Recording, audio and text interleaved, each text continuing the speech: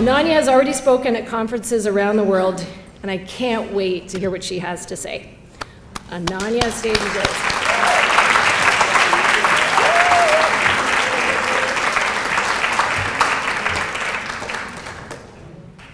Thank you so much. I'm honored to be with you all today at this luncheon. What you're up to is awesome. Today, I want to share with you 3 lessons from my life.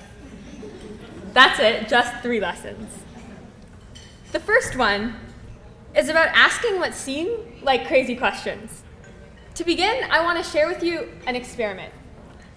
There were 5 monkeys in a room. In the middle of the room, there was a ladder. On top of the ladder were bananas. One of the monkeys decided that he wanted to go get the bananas on top of the ladder, so he was about to climb up the ladder. He reached the second rung. At the second rung, everyone got sprayed with water. All the monkeys got sprayed with water. So the monkey ran back down the ladder. Then the next monkey decided to try. He climbed up the ladder. As soon as he reached the second rung, everyone got sprayed with water, so he went back down. The third monkey tried to climb up the ladder, but before it could reach the second rung, all the other monkeys pulled it down because they all didn't want to get sprayed with water. The fourth monkey was going to try, but before it could even get there, the monkeys pulled it away. And the fifth monkey didn't even try. Then what the researchers did was really interesting. They switched out one old monkey with a totally new monkey. The new monkey entered the room, and he was going to climb the ladder, but before he could reach the second rung, he got pulled down by the other monkeys. They kept switching out monkeys, and each time, before the monkey could get halfway up the ladder, it would always get pulled down. Because the learned behavior was, whenever you see a monkey climbing the ladder, pull it down. Eventually what happened was the entire room was filled with new monkeys. So none of the monkeys had actually seen any water been sprayed. But still, whenever a new monkey was entered into the room, tried to climb up the ladder, they pulled it down. And then the researchers did something sneaky. They turned off the water. So, theoretically, the new monkeys could go get the bananas at the top. But every time a new monkey was added into the room, the monkeys still pulled it down. But what would have been crazy is if a new monkey had entered the room and asked, "Ye old wise one, why is it that we pull down monkeys before they can get to the top of the ladder?" The old wise one would have been like, "I have no idea." And that one question could have toppled the entire assumption stack and reality for those monkeys. They could have actually gone and gotten those bananas. It would have fundamentally changed their reality. So, who am I? Who is Ananya? That's my name. And what do I stand for? So, I believe that people with passion can change the world for the better. And I've had the opportunity to work with amazing people like that, people who have done it in big and in small ways. So where do I fit in the world? I like to build things to solve problems. My personal goal is to push humanity forward. To share my story really quickly, I started off when I was 13 cold emailing a research lab in Toronto. And they were super kind, and they brought me under their wing, and I learned all about gene editing. I ended up working on the team that cured muscular dystrophy in mouse models, and now they're on clinical trials. About a year and a half ago, there was like the whole crypto explosion with people putting out a whole bunch of ICOs and new cryptocurrencies and tokens. And I remember it was 2017, so a bit before it reached its peak. I saw so many people were putting out ICOs, and I was like, if everyone can do it, I can do it. So I learned all about cryptocurrencies, made a few of my own. But the thing that was really interesting after was I realized that a lot of the problems in the gene editing world, when it came to data, could be solved by blockchain, which is the technology underneath cryptocurrencies. So I ended up building a platform to allow people to anonymously upload genetic information to research data sets. And even though they were anonymous, they could still get paid. And in order to make it anonymous, but you can still get paid, it used a lot of blockchain technology. The project ended up, thank you so much, getting moved into an organization called Consensus. Now I am leading a team at IBM. We're using machine learning to solve a really awesome problem okay, I'll just talk about it super fast, but I think it's so cool.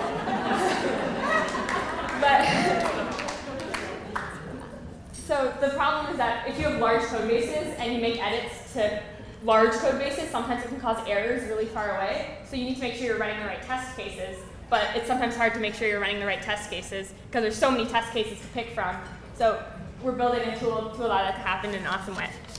But the purpose of the story is that my story is only possible because I questioned assumptions.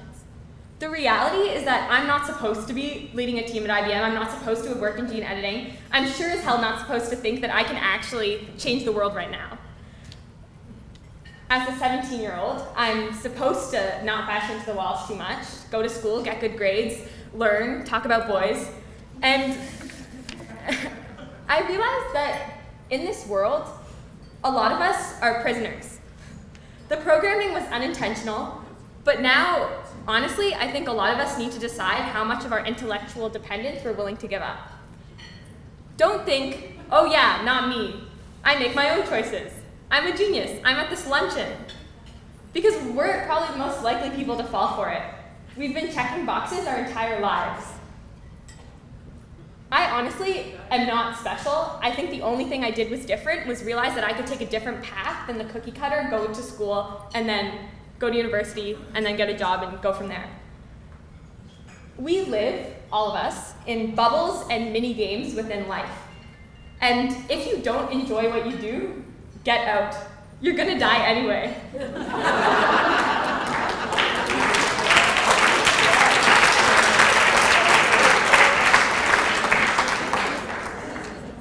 I personally didn't want to play the game of normal high school. It applies differently to you guys, but if you have the urge to go to Africa for a month, start a company, go into a totally different industry, start over, you totally can. Those are big things, so here are some smaller examples. As an example, try going to your favorite restaurant, or go to McDonald's, and order your favorite burger. Eat your burger, have the empty burger container, and then go back up to the counter and ask for a burger refill. It might seem weird, but a drink refill is totally okay. And drink refill turns into burger refill, and that's totally off limits. Or you could try sneaking into a college class to learn about a totally new subject, try singing Disney songs in the subway, talk to strangers in the elevator. Try asking security in your building if you can visit the roof. Ask a restaurant for a free meal, ask a janitor if you can help them clean. Why? Because the reality is that if we can't do the smallest, most inconsequential things that are different, we're going to spend our entire lives confined by what society deems to be normal. And the minute you leave and unshackle yourself from it, you are powerful. You gain back your freedom. And there's nothing you can't do, and that's why it's important. Steve Jobs said, "Remembering you're going to die is the best way to avoid the trap of thinking you have something to lose. You are already naked. There is no reason not to follow your heart." Lesson number 2. Oh, and the reason I recommended those things is because I did all of them, and they actually turned out so much better than you think. We got a free tour of the roof, I got free meals, it was awesome.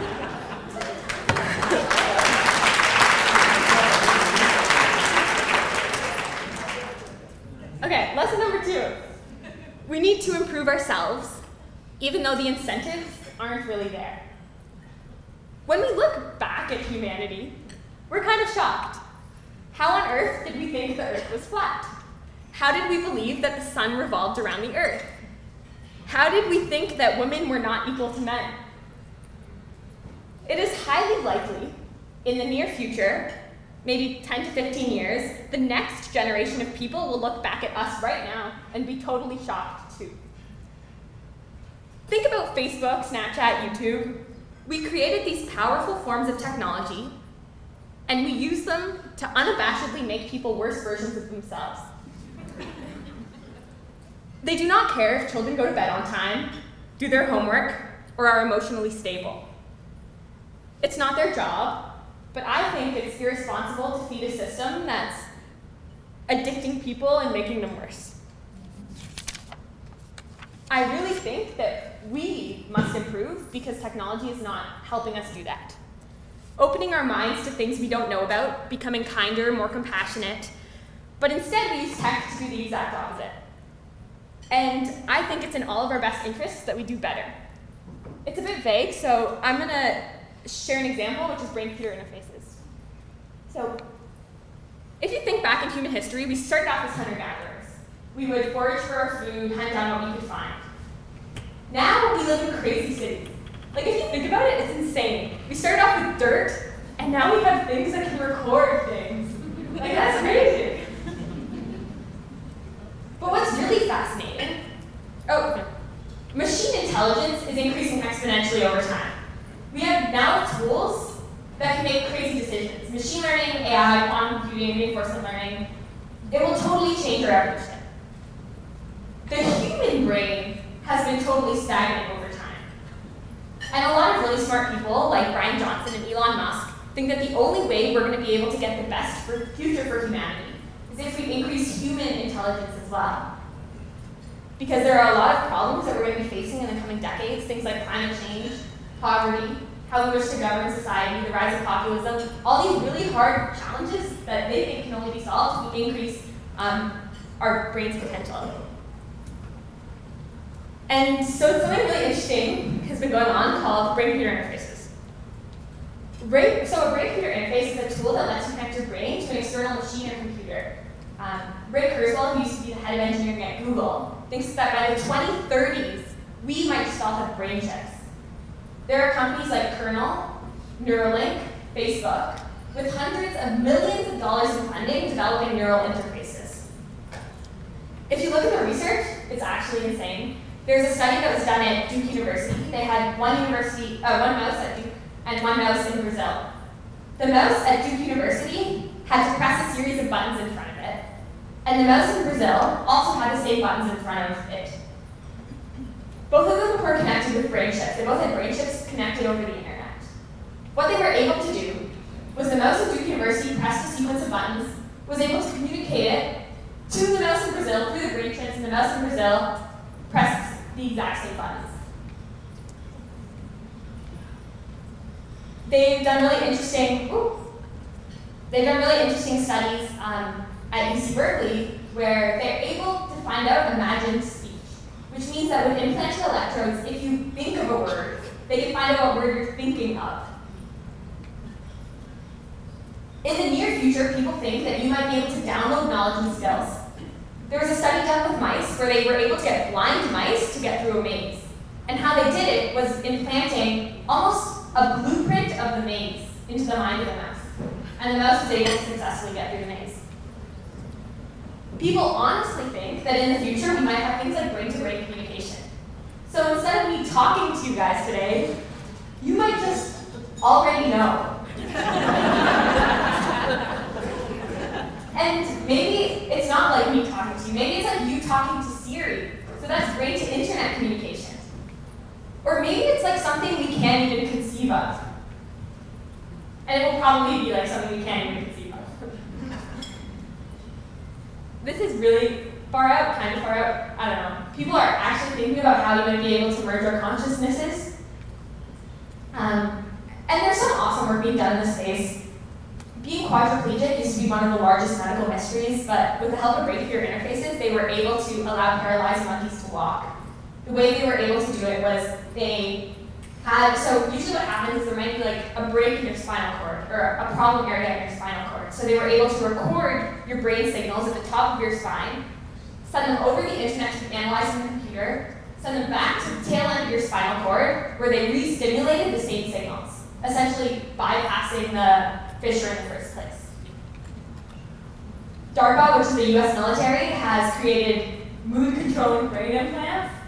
How they work is, right now they're being used for PTSD. So when they sense an episode is about to come on, they can combat the episode with alternate signals, or stimulation.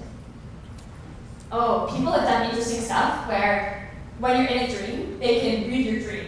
So they can find out if you're happy in a dream, if you're sad in a dream, if you're running in a dream, if you're talking in a dream. And people think that in the near future, we don't have like VR, but clunky headset, and I was like, this isn't real. Sometimes when you dream, you think you're living real life. So what if you could program your dreams to create a VR dreamlike state? Virtual reality dreamlike state. People think that, let's say your brain is connected to the internet and you're living in a virtual reality dreamlike state, you could potentially experience living someone else's life. You collect all of their inputs and then you re-stimulate their inputs in your brain. It could eliminate isolation and allow for true empathy, but it would totally redefine what it means to be human. This technology is actually crazy. But with crazy technologies, it's important we ask ourselves critical questions. What if your brain could be hacked? If we're really trying to increase humanity for happiness and fulfillment, is this the best path to go down? I don't know. I actually got involved in the brain-computer interface space because I was really scared. I didn't think this field should be developed at all. But fields with huge profit incentives don't just stop developing. So I had to learn more, and I ended up building brain-controlled prosthetics, brain-controlled cars, working with Microsoft, building brain-controlled VR games. The future is changing so quickly. Like, it's going like this, like an exponential curve. If I were to take 200 steps, I would probably end up over there. If I were to take 200 steps exponentially, I would end up at the moon. Exponential curves are things we can't even conceive of as humans with linear minds. And I guess the purpose of like learning and improving yourself is because it's not just brain-computer interfaces. It's not just brain-computer interfaces. There are so many other technologies that will totally redefine what it means to be human. Genetics, you can literally edit your biological code.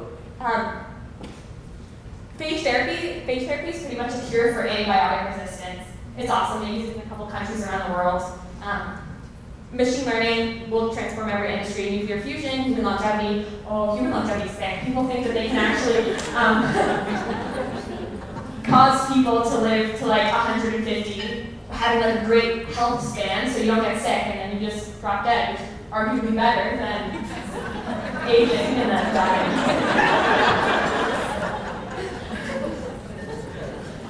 Yeah, there's so many technologies that will change the world, so I guess I challenge all of you to go home and for every day for the next week, just try and learn something new about a field that you're totally unrelated to.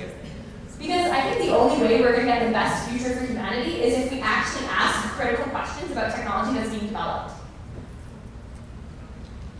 Neuralink, which is Elon Musk's brain-computer interface startup, is pretty much operating in stealth mode. So is kernel and so is Spaceflight. And the thing about developing in stealth mode is that it gives you free reign. You can do whatever you want until you eventually pop out and it's too late for anything to be changed. And the reason why it's fine is because most of the public isn't aware about these technologies that will totally change our life. And if you're not aware, you can't ask questions because people will have different opinions on these things. Like, some people would love to live in VR dreamlike states for their entire life. And some people would have some sort of value for whatever this real life is. Some people, there's just a whole bunch of different, some people would love to know if they're going to get Alzheimer's as they age and get their gene sequenced, whereas other people would rather live in ignorance if there's nothing they can do about it. So that's why it's super important to go and learn about, so if you want to, like, these are good starting points, these 10 things to get started.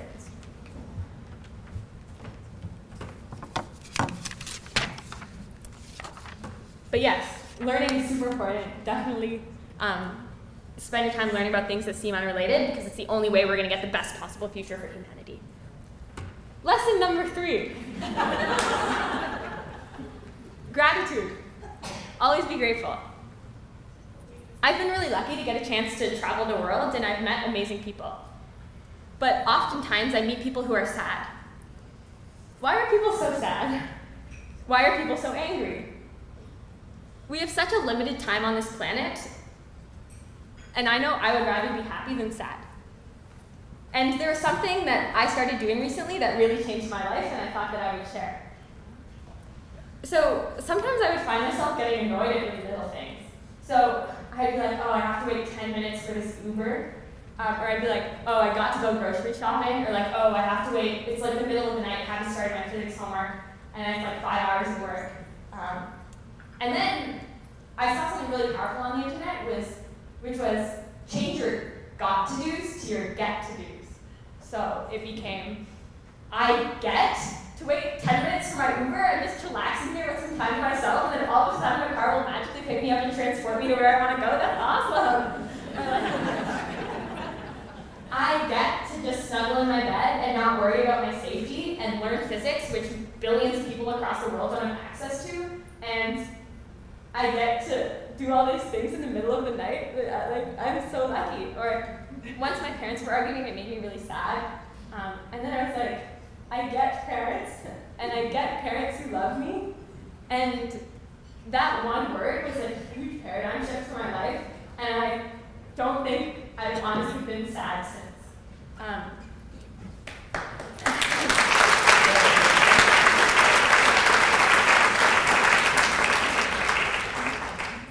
And also, a powerful tool is it's hard to appreciate things if you've never gone without them. So, for example, I know I should be appreciative for my fingers and for my toes and for my ability to breathe. But sometimes it's hard because you've gone with it your entire life. How are you supposed to be appreciative of something you've never lived without? So I started doing really awesome experiments to change my life. I went 2 weeks sleeping on the floor. And now, every time I sleep in my bed, I'm so happy.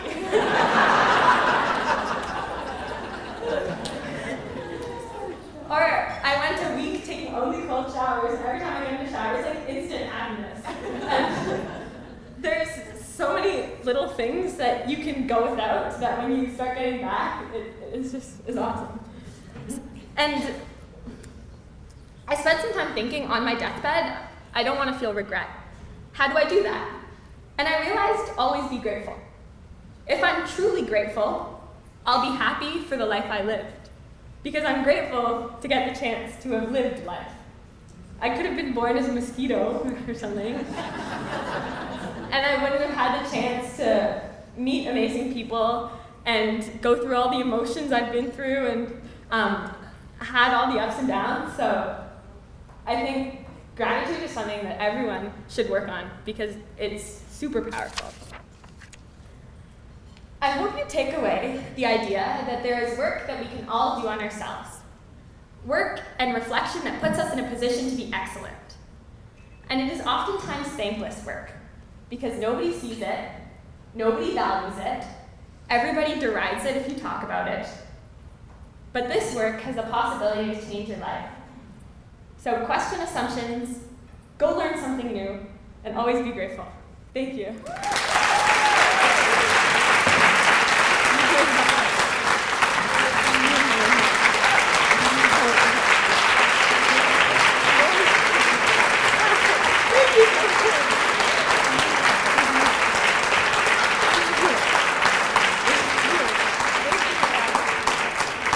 Thank you so much. It actually means a lot.